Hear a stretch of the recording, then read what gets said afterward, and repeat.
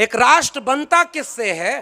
क्या एक भूगोल को हम राष्ट्र कहते हैं? पूरी दुनिया को मोहब्बत का पाठ पढ़ाने वाले, इंसानियत का पाठ पढ़ाने वाले हमारे अगुआ का नाम है तथागत बुद्ध। और मजबूरी में इस देश का प्रधानमंत्री अमेरिका में जाकर कहते तो हैं कि हम युद्ध के नहीं बुद्ध के देश हैं, मगर हकीकत यह है कि हमारे देश में वो बुद्ध के खिलाफ युद्ध छड़े हुए हैं। इस बात को यहां से कहना जरूरी है। आपको अपना चेहरा जब बचाना होता है तो आपको बुद्ध याद आते हैं। आपको जब अपना नफरत की आग को छिपाना होता है तो अंबेडकर याद आते हैं।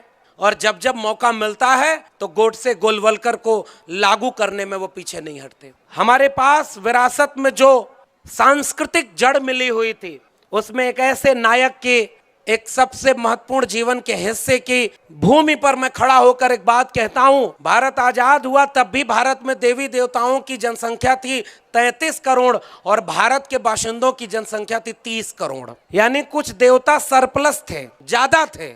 जितने लोग थे उससे ज्यादा देवता थे, फिर भी वो गुलाम थे। मगर आज मैं दावे से कह सकता हूं कि उन 33 करोड़ देवताओं, गोडसे गोलवलकर, हेडगवार के वारिसों और तमाम लोगों के तराजू एक तरफ और हमारा अकेला नायक एक तरफ डॉक्टर BR अम्बेडकर, वो उन पे भारी पड़ता है। ये बात केवल जोश में कहने की नहीं है, इस बात के पुख्ता प्रमाण है कि इस मुल्क में जो मुल्क का आईन बना, उस आईन में एक बहस हुई कि संविधान की शुरुआत किस चीज से की जाए। कुछ लोगों ने ये सलाह दी कि भारत में भगवान के नाम से संविधान शुरू होना चाहिए। कुछ लोगों ने यह भी कहा खुदा के नाम से हो। डॉक्टर अंबेडकर ने कहा इस पर वोटिंग होगी और यहीं से वो शुरुआत समझिए। संविधान सभा की बहस की वोटिंग में भगवान हारता है। We the people of India, हम भारत के लोग जीतते हैं, जिससे भारत का संविधान शुरू होता है। एक राष्ट्र बनता किससे है? क्या एक भूगोल को हम राष्ट्र कहते हैं? और उस भूगोल में रहने वाले कुछ लोग ये दावा करें कि हम प्रमाण पत्र देंगे कि आप राष्ट्रभक्त हैं कि राष्ट्रद्रोही हैं।